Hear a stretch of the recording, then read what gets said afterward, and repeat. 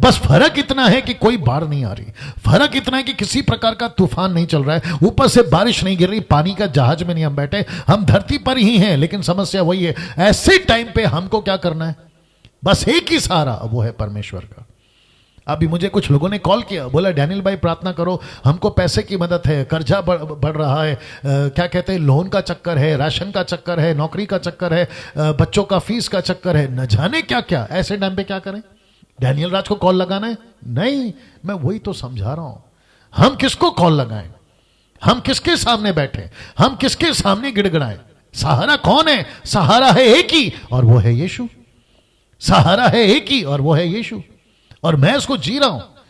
मेरा बाप मेरे लिए प्रॉपर्टी नहीं छोड़ कर गया, मेरा बाप बैंक बैलेंस नहीं रख कर गया। बैंक बैलेंस क्या होता है मुझे नहीं पता था 11 साल की उम्र में, जब मैंने पहली बार नौकरी करी एक सब्जी की दुकान में। और वो जो वेतन होता था या जो पैसे मुझे मिलते थे, वहां से मैंने अपनी जिंदगी शुरू करी है, वहां से मैंने अपनी जिंदगी शुरू करी है। और जब से मैं मसीह में आया हूं, जो भी मेरे पास में है, जैसे पौलुस कहता है ना, जितना है उतने में संतुष्ट करो, मैंने वो सीख लिया 5-6 सालों के अंदर। और परमेश्वर वो सारी चीजें दे रहा है जो एक जरूरतमंद इंसान को होनी चाहिए। छत दिया है, रोटी दी है, खाना कपड़ा सब दिया हुआ है, अच्छा हेल्थ दिया हुआ है, सुकून की नींद दी है।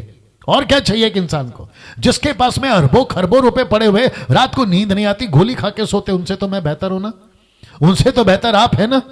अब आप कहोगे डैनियल भाई आपके पास में कम से कम खाना है, हमारे पास में तो वो भी नहीं है, लेकिन आपके पास में परमेश्वर तो है। आपको एक दिन नहीं मिलेगा, एक हफ्ता नहीं मिलेगा, आप थोड़ा सा तकलीफ से गुजर रहे हो, क्या ऐसा बाप परमेश्वर आपको मिला है बाप के रूप में जो आपको ऐसी अनाज छोड़ देगा? आपको कुछ सिखा रहा होगा, सीखिए ना। आपको अपने जीवन को ठीक करना कह रहा होगा, करिए ना। आपको आपके जीवन के कुछ चीजों को ठीक करने के लिए क्या कहते हैं ना, आपको स्टडी करने के लिए प्रभु बता रहे, कर लीजिए ना, क्या दिक्कत है?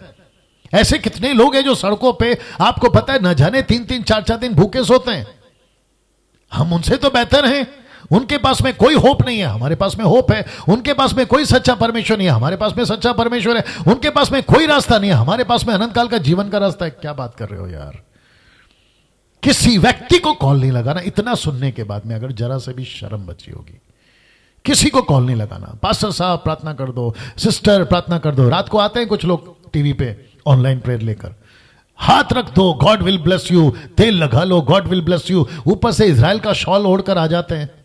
मुझे नहीं समझ में आता कि मसीह को देखो अपाहिज बना रहे हो कि क्या बना रहे हो। बल्कि ये सिखाओ, आपको प्रॉब्लम है बैठो प्रभु के पास में, आपको समस्या है बैठो परमेश्वर के पास में। एक विचित्र वीडियो आज देख रहा था मराठी में, अगर वो देख रहा है तो समझ जाएगा, नाम तो वैसे मैं लेता नहीं हूं। क्या कहता है पता है मराठी में? कहते हैं क्रिस्ती समाज मोर्चा। अब हमको मराठी में कोशिश करता, मेरी मराठी उतनी ठीक नहीं, आता आपल्याला रडायचा नहीं लढायचा है। अब्बा, मैं रिपीट करूं शायद ठीक बैठ गया। आपल्याला रडायचा नहीं लड़ायचा है। हमको रोना नहीं है, हमको लड़ना है।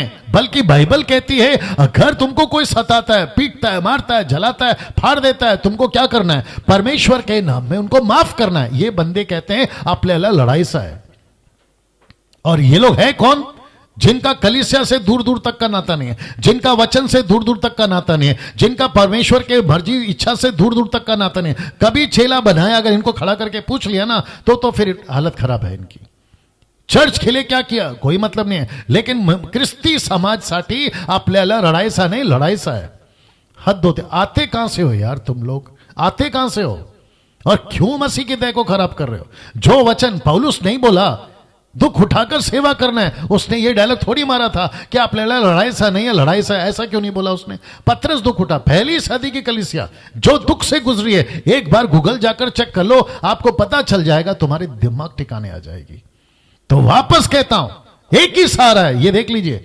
निरंतर पृथ्वी पर बारिश होती रही, लेकिन उनको एक ही चीज पता था, जब तक बोट में है सुरक्षित है, जब तक बोट में है सुरक्षित है।